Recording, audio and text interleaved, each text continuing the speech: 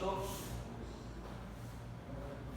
Olha aqui, eu tenho 5 volts aqui, 4 volts aqui. Se eu olhar por esse lado aqui e eu ver o diodo, a seção do diodo que está mais próxima, esse potencial está 5, esse aqui está 5.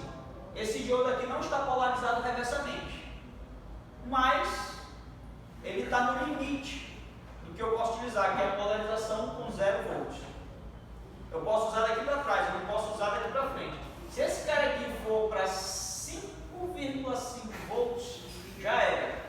Eu polarizei esse diodo diretamente, então vou fluir corrente daqui para cá, e aí matou o funcionamento do meu circuito. Eu tenho que ter esse cara polarizado de 5 volts para baixo. Esse outro cara aqui, o diodo que está mais próximo aqui. Aqui nesse ponto ele está com 5 volts. Então esse potencial está maior do que esse que está polarizado reversamente. Desistiram? É isso que eu não posso deixar acontecer. Eu não posso deixar que nenhuma junção existente no meu dispositivo esteja polarizado diretamente. Isso aqui nós vamos voltar a essa discussão quando nós estivermos discutindo melhor o transistor MOS.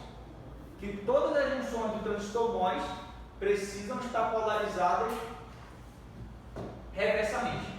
Se vocês forem lá no canal da Circuit Cracker, em algum dos vídeos que eu coloquei lá, eu falo sobre isso. Certo? Eu falo sobre a questão da polarização reversa dos diodos dos transistores MOS. Ok? A variação térmica de um resistor semicondutor é fortemente dependente da queda de tensão e do estresse mecânico. O que isso quer dizer?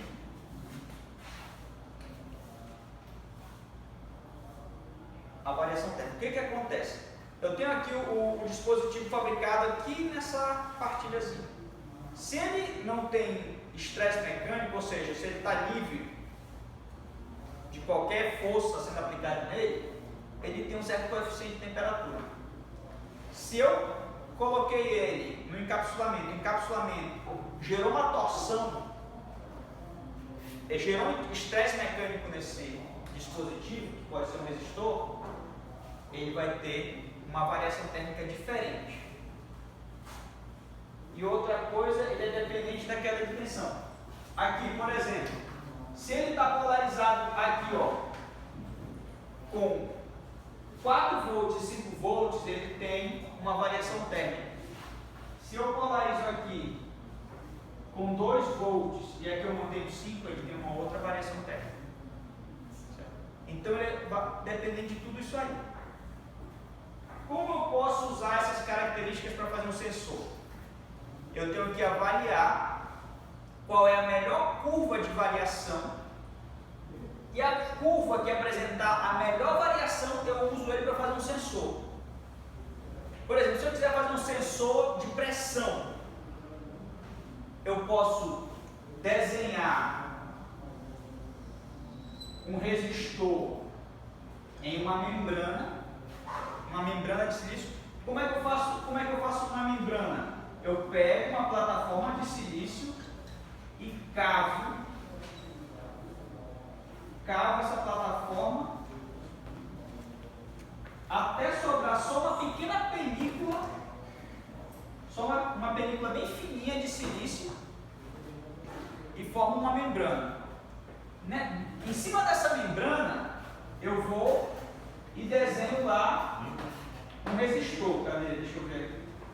Ah, tá aqui. Em cima dessa membrana eu vou e desenho um resistor. O que acontece? Ele tem uma variação térmica diferente para cada nível de polarização e para cada nível de pressão que eu aplico nele. Se eu aplicar aqui, o que vai acontecer com essa membrana? Ela vai afundar, certo? Como eu sei que ele tem uma variação térmica diferente para o estresse aplicado nele, eu sei que se ele tiver sem nenhuma pressão, eu vou ter um valor de resistência e um valor do coeficiente térmico se eu tiver uma determinada pressão, uma pressão X aplicada, ele vai ter um outro coeficiente. Se eu tiver uma pressão igual a 3x, ele vai ter um outro coeficiente, então ele vai ter uma variação desse coeficiente em função da pressão. Isso, eu utilizo essa característica para produzir um sensor de pressão. Certo? Não. Geralmente não. Mas eu pego a região linear. Geralmente o que acontece é isso aqui, ó. Geralmente acontece algo desse tipo aqui, ó. Uma curvatura, e eu utilizo uma faixa daquela curvatura onde ele tem a melhor resposta linear, e utilizo ele como sensor naquela região. Bem, aqui são só exemplos de desenhos de resistores que são feitos em circuitos integrados. Aqui o coeficiente de temperatura e coeficiente de resistência, o coeficiente de resistência que varia com a temperatura, não vou abordar esse assunto, depois, se a gente precisar, a gente pode voltar aqui, certo? Resistividade em função da temperatura e os níveis de dopagem diferentes. Isso aqui é coisa que nós já tínhamos discutido também na aula passada. Nós vimos que à medida que nós aumentamos a dopagem, ó, 10 elevado a 14, 10 a 15, 10 a 17, 10 a 19, a resistividade do semicondutor vai reduzindo. Por que a resistividade dele reduz? Da mobilidade. Não é o principal fator não é a mobilidade. O principal fator da redução da resistividade é o aumento de portadores no material, tanto lacunas quanto elétricas, depende do tipo de dopante.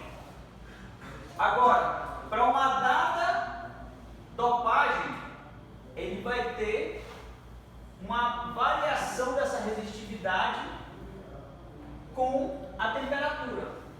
Olhando para essa curva, se eu quisesse fazer um sensor de temperatura, qual seria a melhor dopagem que eu poderia escolher para fazer esse sensor?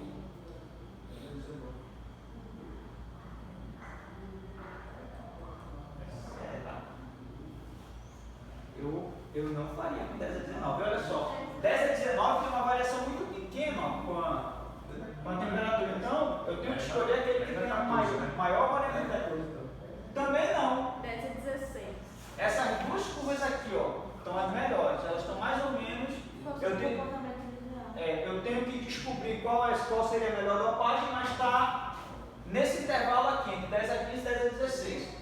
É aquele que tem a maior variabilidade, que me apresenta a maior variabilidade, certo? A gente olha para a curva,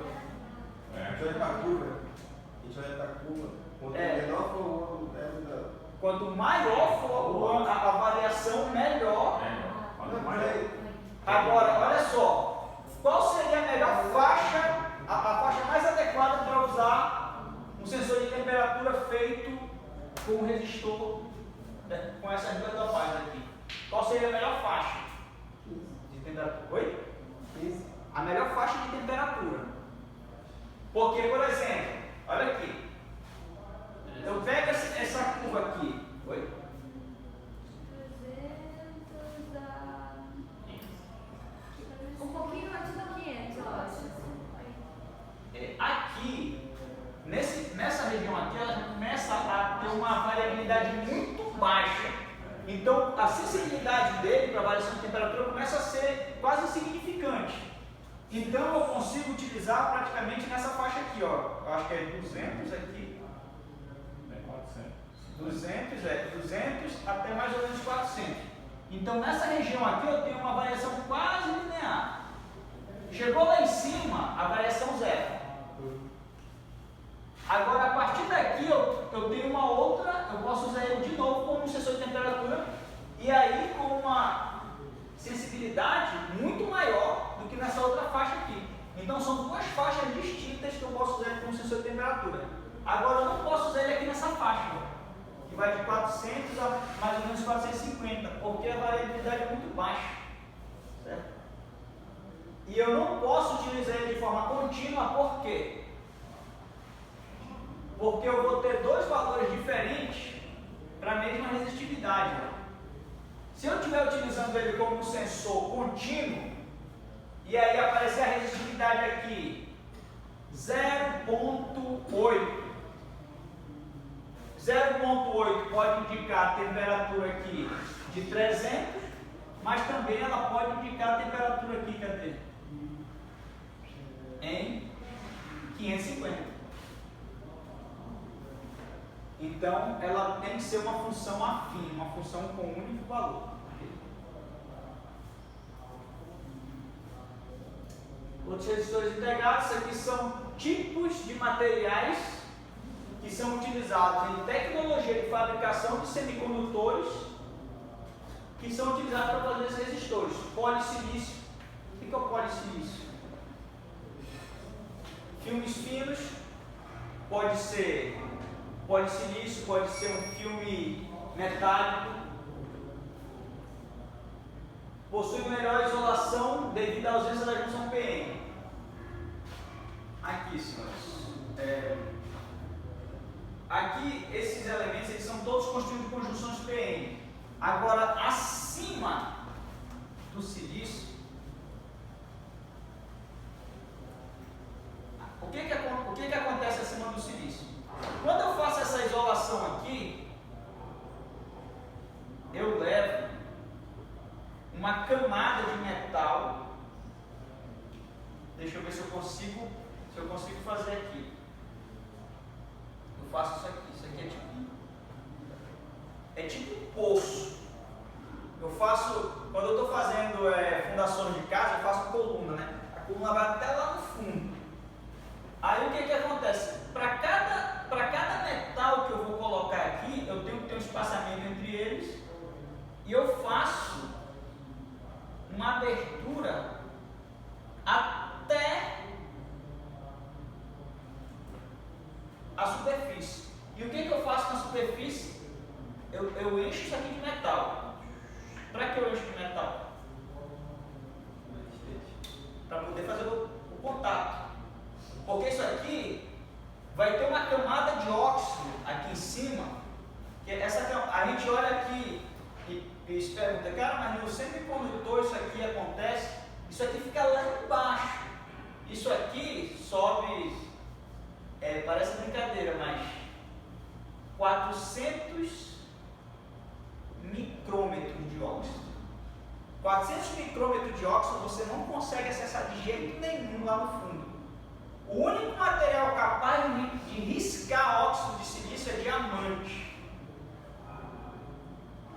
E assim, não existe broca que faça essa perfuração sem danificar.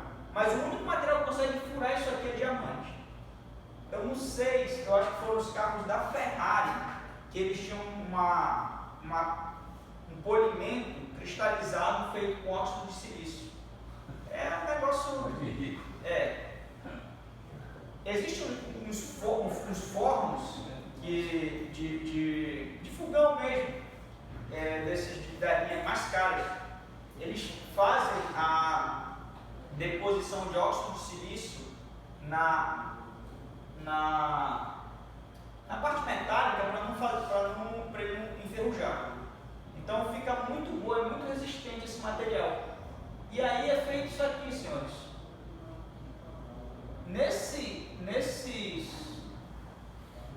Nesses outros espaços aqui onde não tem metal, é tudo SiO2. Se eu quiser fazer uma conexão em alguma camada aqui diferente, eu posso colocar aqui uma conexão daqui para cá, por exemplo, de material, pode ser o polissilício. Esse polissilício aqui, ele fica suspenso acima do substrato de silício. E aí ele não forma uma junção PN, porque isso aqui é um baita isolante, óxido de silício. Aí eu posso usar isso aqui para fazer resistores também. Tem outros filmes que eu consigo depositar ele em cima do polissilício que eu consigo fazer essa metalização. Geralmente esses filmes eles são usados somente como máscara. Máscara de quê? Você já viu serigrafia, processo de serigrafia, você deixa um monte de furinho na tela e aqueles furinhos vai ser por onde vai passar tinta. Aquele bloqueio onde tem para não passar tinta é o que nós chamamos de filmes finos. Esses filmes em semicondutor ele tem uma resistividade, ele tem uma certa resistividade, uma certa durabilidade e nós podemos utilizá-los como resistores. Porque o curso aqui não é de tecnologia de semicondutores, senão eu ia explorar um pouco mais com vocês essa parte. Bem, o polissilício, uma estrutura formada por pequenos cristais com distribuição aleatória, podendo ter um certo número de orientações dominantes. Qual que é a diferença do polissilício para o silício?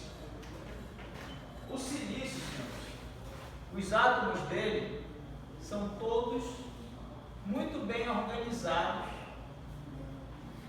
dentro do cristal. Eles seguem uma ordem bem bonitinha. No polissilício não. No polissilício eu tenho algumas partes organizadas, mas no geral ele tem uma certa desorganização interna na rede cristalina dele. Então aqui eu tenho pequenas partes que são organizadas, mas no geral ele não tem a organização do silício monocristalino. E aí o que acontece? Qual é a principal utilidade do silício policristalino? No silício monocristalino nós temos aqui a banda de valência, a banda de condução. Vou colocar aqui a banda de condução, banda de valência e aqui a banda proibida, G. O que acontece no silício policristalino?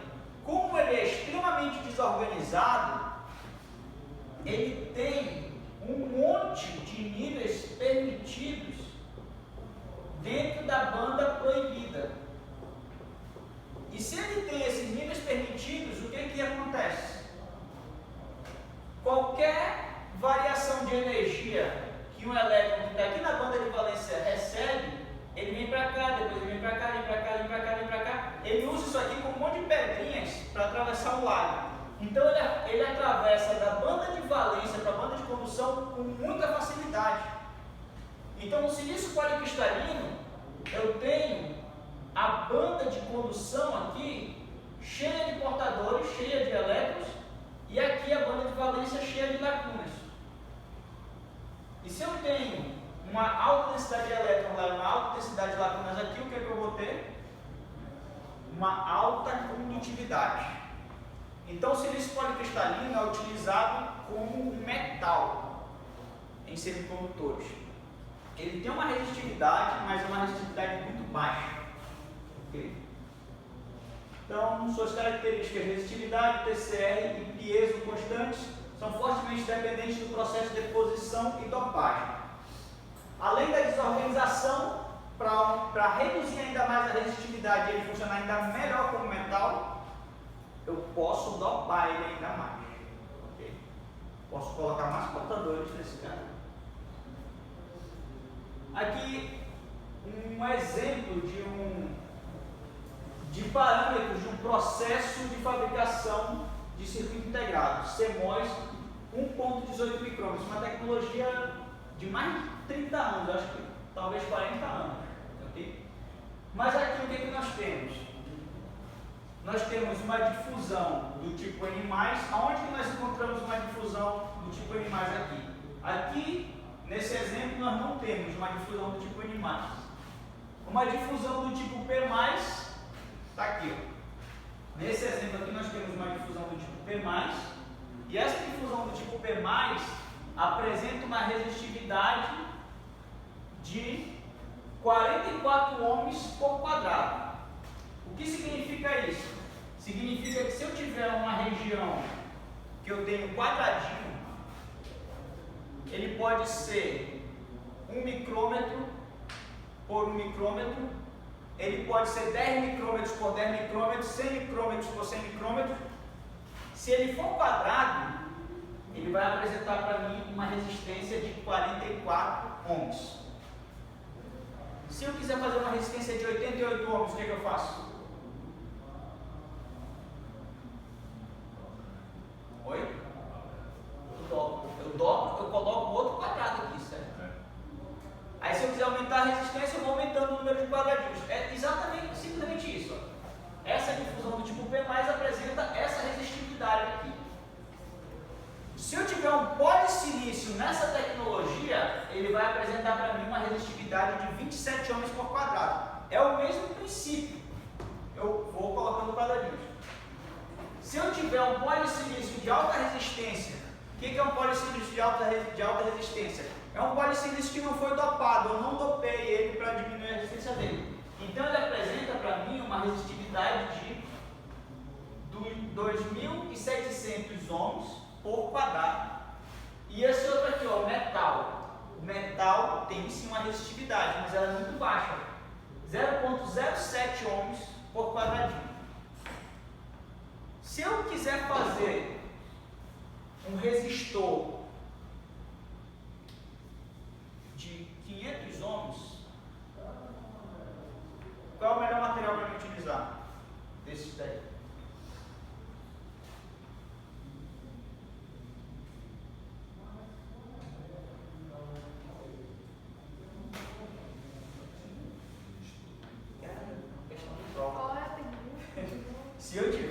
Se eu precisar fazer um resistor de 500 ohms, nessa tecnologia, qual é o melhor material para mim utilizar? Difusão. Por quê? Esse seria interessante esse aqui porque ele é múltiplo de 25, mas lembrando que ele tem essa variação aqui pelo menos 20%, certo? Como eu tenho que economizar espaço, eu tenho que levar várias coisas em consideração. Eu tenho que levar em consideração quanto eu vou gastar de espaço, quantos quadradinhos eu vou precisar de cada material, certo? Olhando aqui por cima, o melhor seria esse aqui, certo? Esse aqui jamais, foi? Porque eu vou precisar do menor número de quadradinhos para chegar até 500 ohms, ou perto dele. Esse aqui eu vou precisar de quase um terço a mais, pelo menos um terço a mais de quadradinhos. Você vai precisar de 20 quadrados e o outro você vai precisar de 11,1. Isso. Eu vou precisar de quase o dobro se eu utilizar esse aqui. Esse aqui, eu vou ter que fazer um resistor em paralelo, um monte de quadradinho em paralelo para eu poder reduzir a resistência daqui de 270 para 500. 2.700 eu vou ter que reduzir para 500. Se eu colocar dois quadradinhos em paralelo, eu vou ter 1.400. Se eu colocar 3, se eu colocar 4, aí eu vou reduzindo. Mas o que nós chamamos de existe um nome para isso, razão de aspecto, ela pode prejudicar também a fabricação da minha resistência, porque eu vou fazer o quadradinho em paralelo, mas depois eu vou ter que escolher aonde eu vou colocar meu contato metálico. Eu vou ter que fazer vários contatos metálicos nesse caso.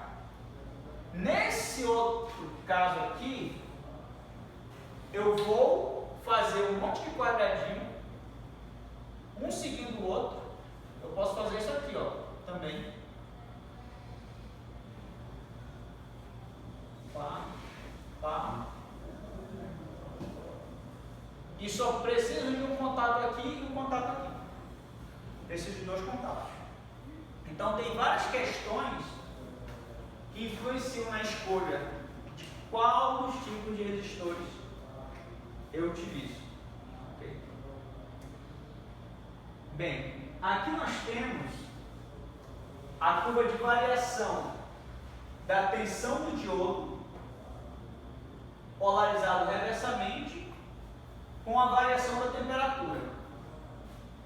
Então o diodo é um dispositivo que eu posso usar como sensor de temperatura. Lá no canal também vocês vão encontrar alguns exemplos de trabalhos que já utilizaram o diodo na prática como sensor de temperatura, ok?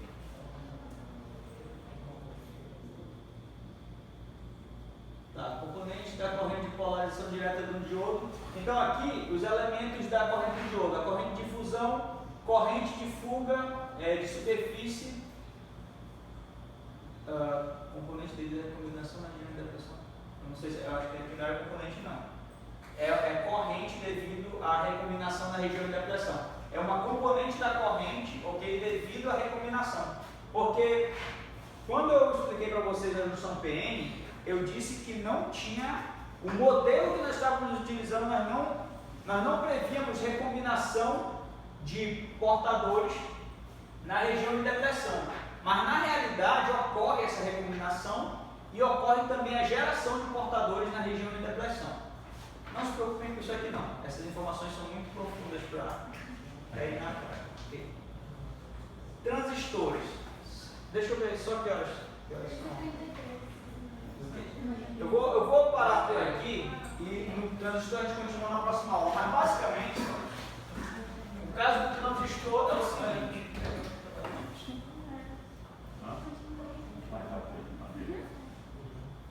Nós temos uma corrente de coletor e uma tensão de VBE, aonde a corrente de coletor ela se comporta aproximadamente como a corrente de saturação reversa da junção vezes E elevado a VBE dividido por VT, aonde VT é igual a KT sobre Q.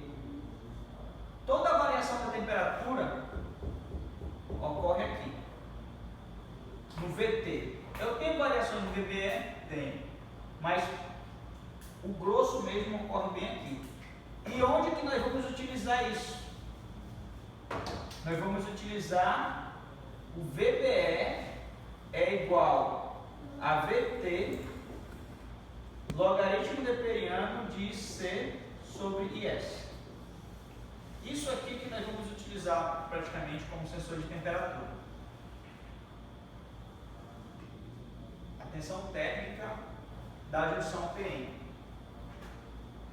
Ok? Eu vou parar por aqui para as meninas apresentarem o vídeo delas, ok?